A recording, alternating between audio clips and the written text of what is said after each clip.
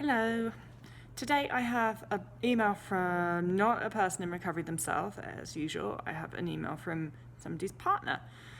So if you're a person who watches these videos because you are partner of, loved one of, friend of a person with an eating disorder, then this might be helpful for you too. And if you're a person who's in recovery, this is actually maybe your time to be helpful. And you could write in the comments what you think the answer to this is, because the question is, all right, I'll just read it. Hello, my wife has suffered from anorexia since she was 15. She is close to 40 now and we have children. Since we have been together, there have been ups and downs fighting it. A few months ago it took hold and really has been kicking her ass. The light bulb turned on for her and she's watching YouTube videos and it's been helping her massively.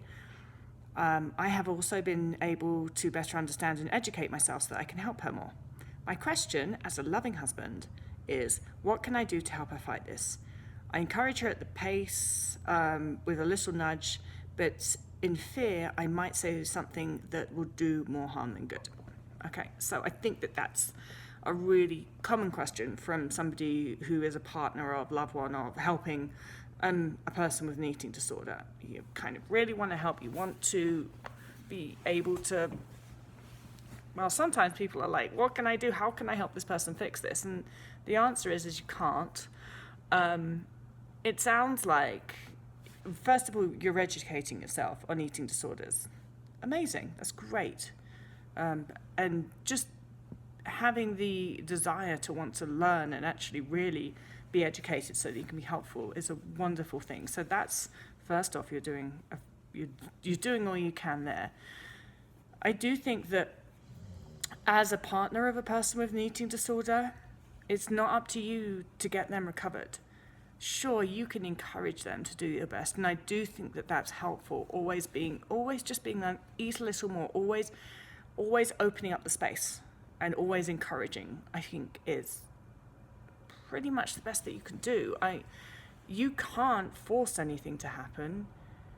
I do think that you can sit down with your wife and just have an honest discussion of what do you need, how can I help, what are the things that I do that are helpful, what are the things that I do that are not helpful.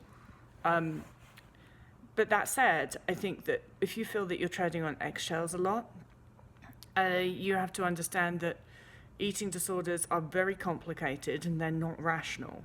And so sometimes it's not necessarily that you said the wrong thing or did the wrong thing and a really adverse reaction can happen, and it's down to your wife actually to start to be able to control that, because it's not necessarily that she wants to have this big reaction to something that you might have said.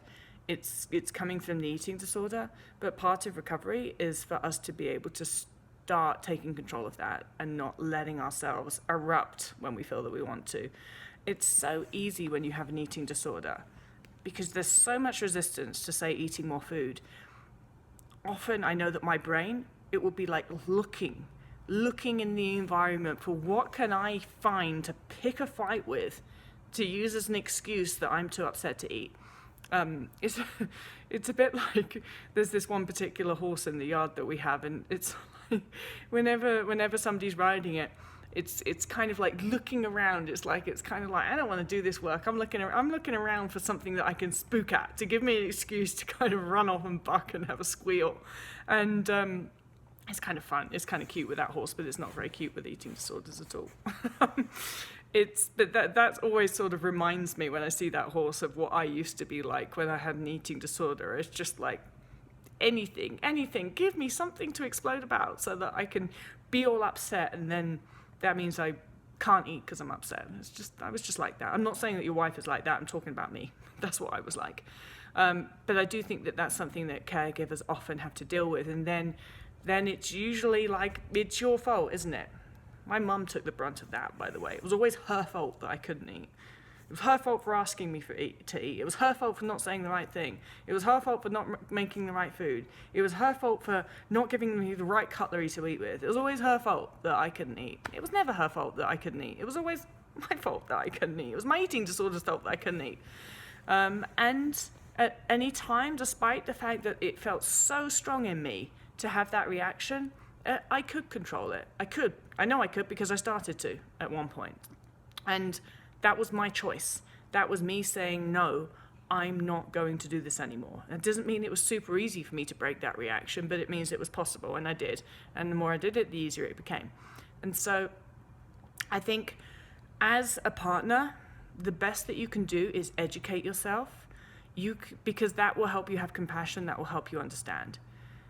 But that compassion and that understanding doesn't mean that the behavior is excused. Your wife still needs to recover, and I hate to say it, but that's on her.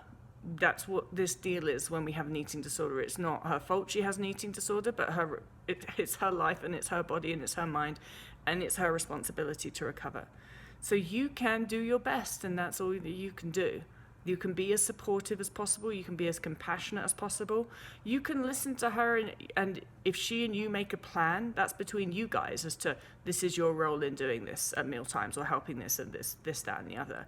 But ultimately, it's not your responsibility to get your wife recovered. It's hers.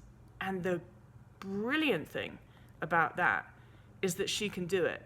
So that's why it's great that it's her responsibility to get herself recovered, because she will do that. She can do that. When we're relying on someone else, that's really difficult, because everybody's human, and nobody can understand our brains, and nobody can really understand our hunger, and nobody else can be in our heads. But one of the best things in recovery for me was when I realized this is my responsibility to do this, because if I really tried, I could.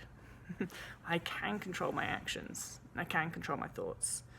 And all of us can work out how to do that when we are determined, and when we put our minds to it. And so those are my thoughts.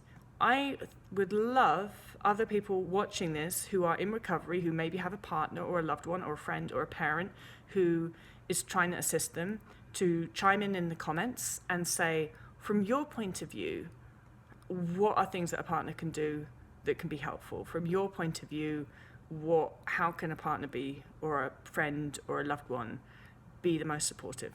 Thanks, guys.